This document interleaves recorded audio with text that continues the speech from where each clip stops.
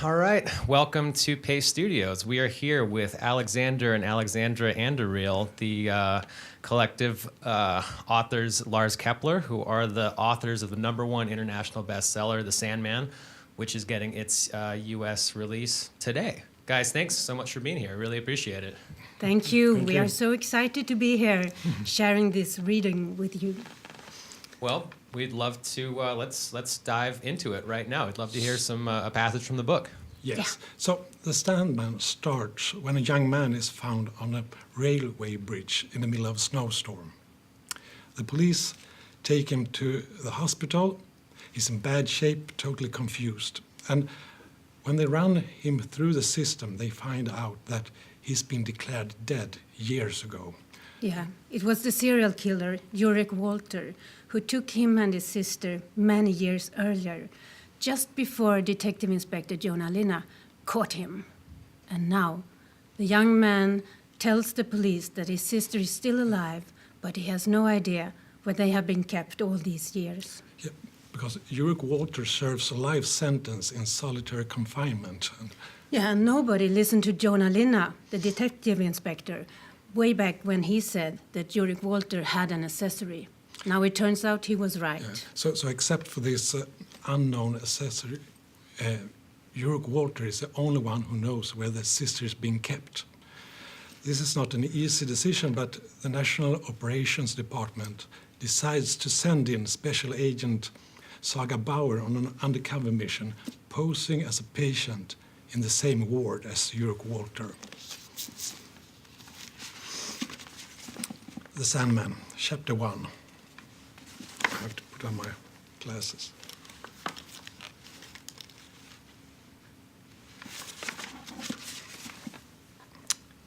The steel gate closes behind the new doctor with a heavy clang.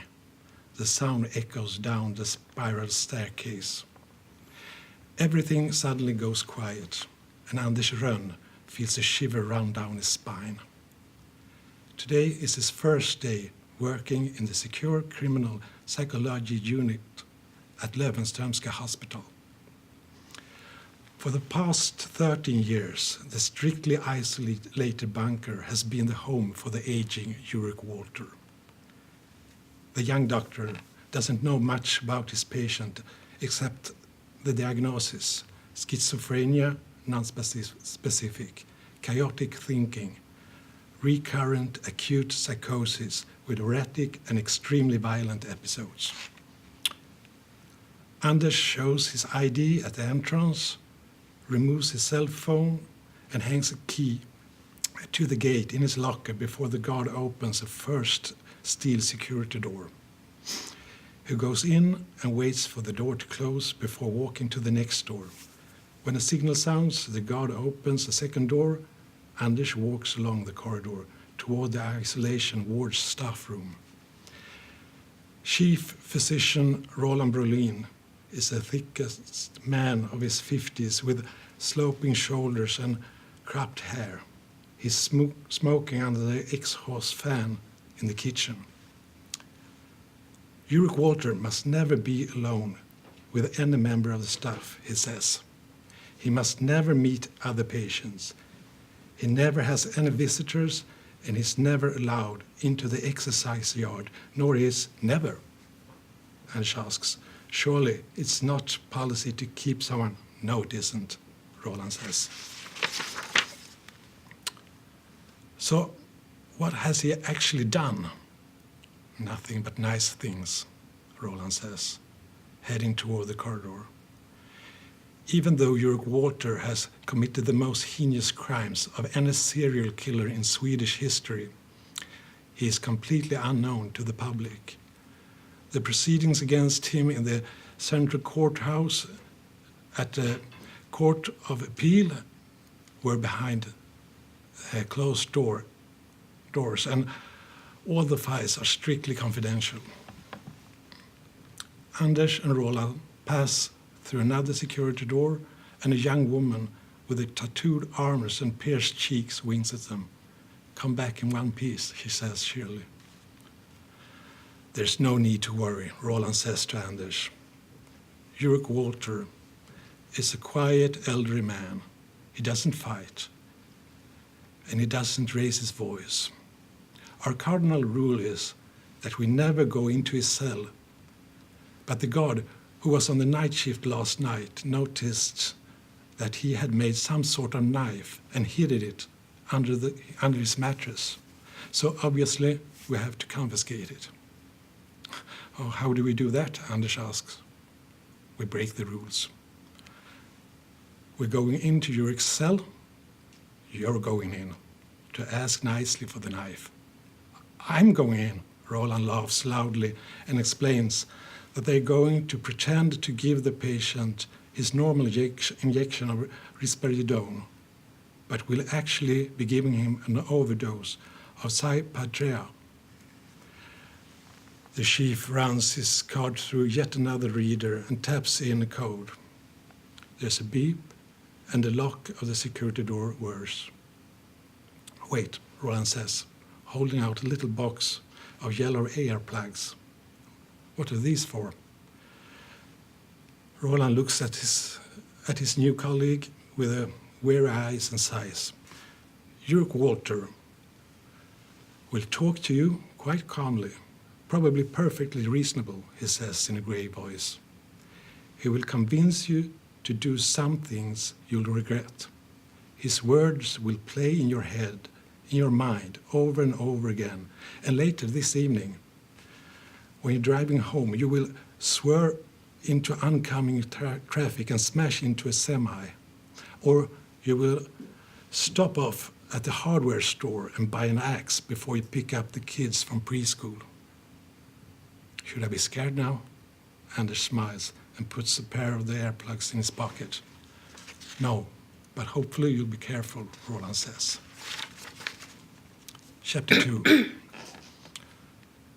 The last security door closes, and they head down the corridor to the isolation cells.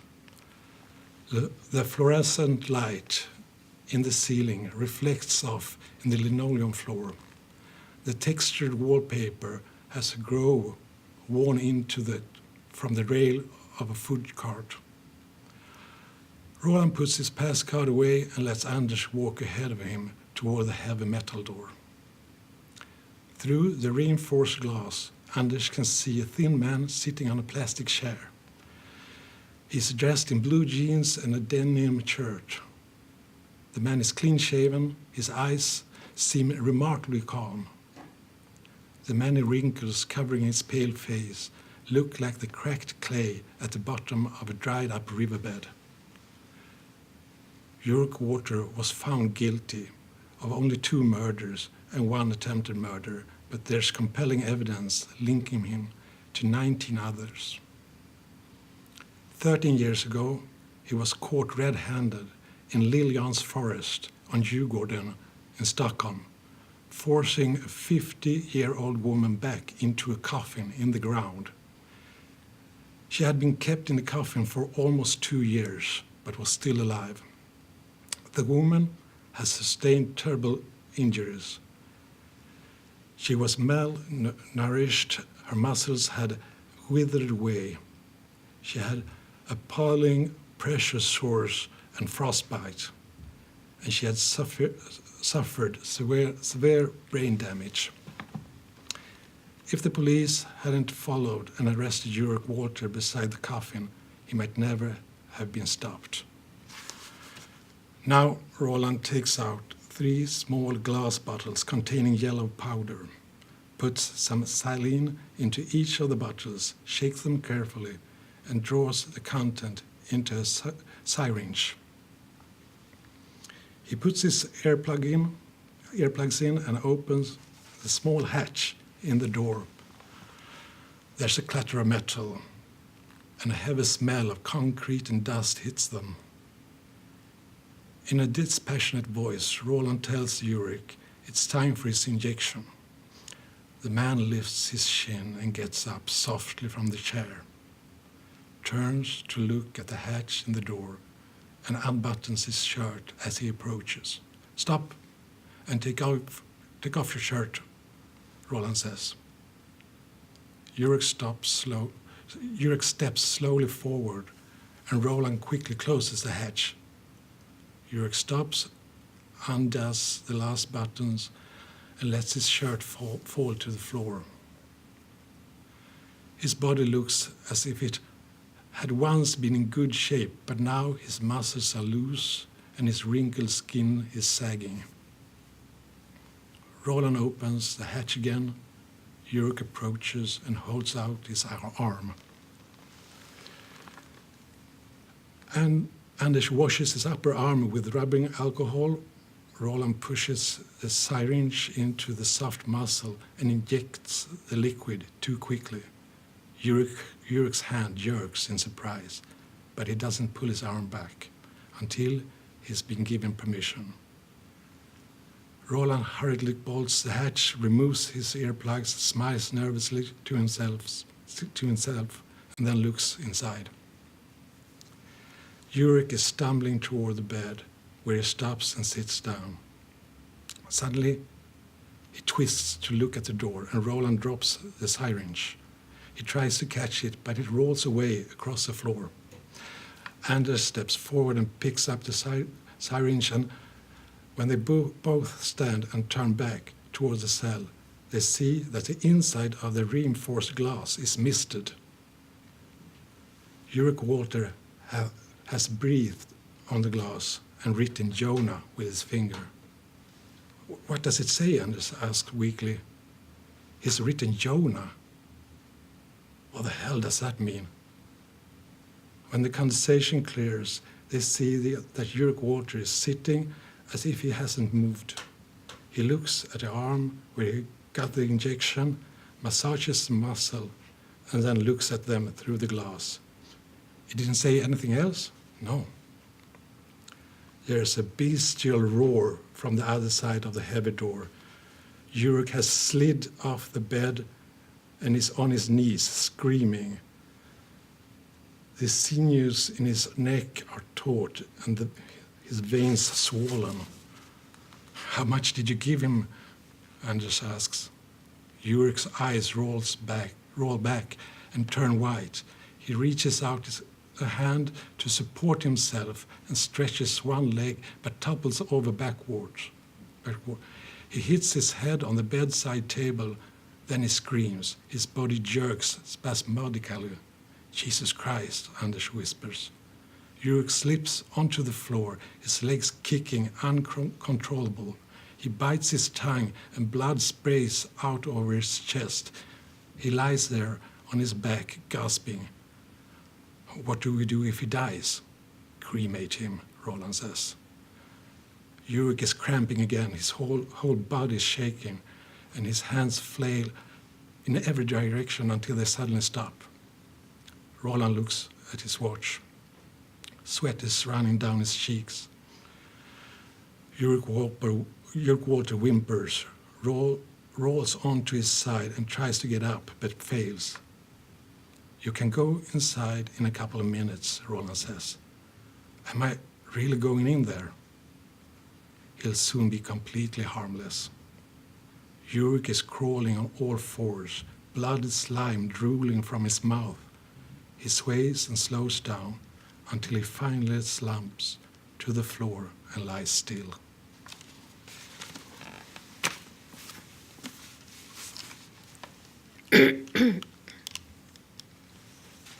Chapter 3. Anders looks through the thick reinforced glass window in the door. Jurek Walter has been lying motionless on the floor for the last 10 minutes. His body goes limp as the cramps subside. Roland pulls out a key and puts it in the lock, then pauses and peers in through the window before unlocking the door. "Have fun," he says. "What do we do if he wakes up?" Anders asks. "He mustn't wake up." Roland opens the door and Anders goes inside. The door closes behind him and the lock rattles.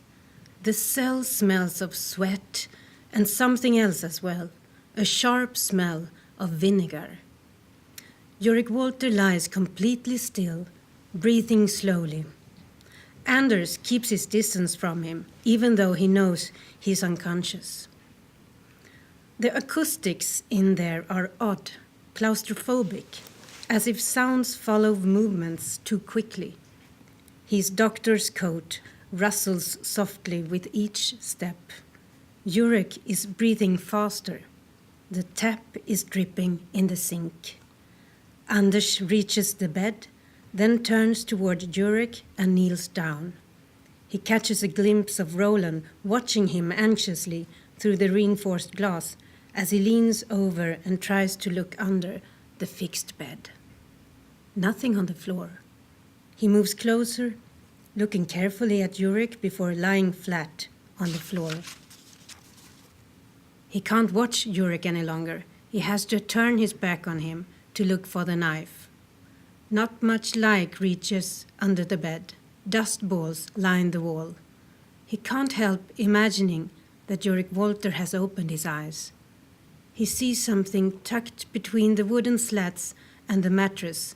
It's hard to tell what it is. Anders stretches out his hand but can't reach it. He'll have to slide beneath the bed on his back. The space is so tight he can't turn his head. He slips farther in, feels the unyielding bulk of the bed frame against his rib cage with each breath. His fingers fumble. He needs to get a bit closer. His knee hits one of the wooden slats. He blows a dust ball away from his face and carries on. Suddenly he hears a dull thud behind him in the cell. He can't turn around and look. He just lies there still, listening. His own breathing is so rapid, he has trouble discerning any other sound. Cautiously, he reaches out his hand and touches the object with his fingertips, squeezing in a bit farther in order to pull it free. Jurek has fashioned a short knife with a very sharp blade from a piece of steel skirting. "Hurry up!" Roland calls through the hatch. Anders tries to get out, pushing hard, and scratches his cheek. Suddenly he can't move. He's stuck. His coat is caught, and there's no way he can wriggle out of it. He imagines he can hear the sound of shuffling from Jurek. Perhaps it was nothing. Anders pulls as hard as he can. The seams strain but don't tear. He realizes that he's going to have to slide back under the bed to free his coat. "What are you doing?" Roland calls in a brittle voice. The little hatch in the door clatters as it is bolted shut again. Anders sees that one pocket of his coat has caught on a loose strut. He quickly pulls it free, holds his breath, and pushes himself out again. He is filled with a rising sense of panic. He scrapes his stomach and knee, but grabs the edge of the bed with one hand and pulls himself out. Panting, he turns around and gets unsteadily to his feet with a knife in his hand. Jurek is lying on his side, one eye half open in sleep, staring blindly. Anders hurries over to the door. He meets the chief's anxious gaze through the reinforced glass and tries to smile, but stress cuts through his voice. "Open the door!" Roland Brolin opens the hatch instead. "Pass me the knife first." Anders gives him a quizzical look, then hands the knife over. "You found something else as well," Roland Brolin says. "No," Anders replies, glancing at Jurek. "A letter." "There wasn't anything else." Jurek is starting to writhe on the floor, gasping weakly. "Check his pockets," the chief says. "What for?" "Because this is a search." Anders turns and walks cautiously to Jurek Walter. His eyes are completely shut again, but beads of sweat are starting to appear on his furrowed face. Reluctantly, Anders leans over and feels inside one of his pockets. The denim shirt pulls tighter across Jurek's shoulders, and he lets out a low groan. There's a plastic comb in the back pocket of his jeans. With trembling hands, Anders checks the rest of his pockets. Sweat is dripping from the tip of his nose. He has to keep blinking hard. One of Jurek's big hands opens and closes several times. There's nothing else in his pockets. Anders hears a distant alarm and turns back toward the reinforced glass. It's impossible to see if Roland is standing outside the door. The reflection of the lamp in the ceiling is shining like a gray sun in the glass. He has to get out now. It's taken too long. Anders gets to his feet and hurries over to the door. Roland isn't there. Jurek Walter is breathing fast, like a child having a nightmare. Anders bangs on the door. His hands thud almost soundlessly against the thick metal. He bangs again. There's no sound. Nothing is happening. He taps on the glass with his wedding ring, then sees a shadow growing across the wall. Anders feels a shiver run up his back and down his arms. With his heart pounding and his adrenaline rising, he turns around. He sees Jurek Walter slowly sitting up. His face is slack and his pale eyes are staring straight ahead. His mouth is still bleeding and his lips look strangely red. 4. Jurek Walter is sitting on the floor and blinks at Anders a few times before he starts to get up. It's a lie, Jurek says, dribbling blood down his chin. They say I'm a monster, but I'm just a human being. He doesn't have the energy to stand and slumps back, panting, onto the floor. A human being, he repeats. He puts one trembling hand inside his shirt, pulls out a folded piece of paper and tosses it over toward Anders. The letter he was asking for, he says. For the past 7 years, I've been asking to see a lawyer, not because I have any hope of getting out. I am who I am, but I'm still a human being. Anders crouches down and reaches for the piece of paper without taking his eyes off Jurek. The crumpled man tries to get up again, leaning on his hands, and although he sways slightly, he manages to put one foot down on the floor. Anders picks up the paper from the floor and finally hears a rattling sound as a key is inserted into the lock of the door. He turns and stares out through the reinforced glass, feeling his legs shake beneath him. You shouldn't have given me an overdose, Jurek mutters. Open, open, Anders thinks. He hears breathing behind his back. The door slides open and Anders stumbles out of the cell, straight into the concrete wall of the corridor. He hears a heavy clang as the door shuts, then a rattle as the powerful lock responds to the turn of the key. The alarm sounded, and the door to the cell automatically locked, so I had to go override it, Roland says. This is insane. Did you find anything more? Roland asks. Just the knife, Anders says. So he didn't give you anything? No. It would be better if you gave it to me. Thank you. Thank you. Well, that was outstanding. That was a very intense first 4 chapters of The Sandman, which is the #1 international bestseller from the Swedish crime writing duo Lars Kepler.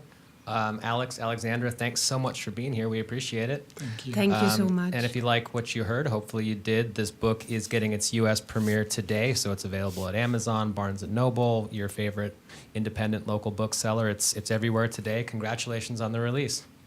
Thank you. We are so excited. All right. Well, come back and see us next time. We've got another passage to read. Love to host you here anytime.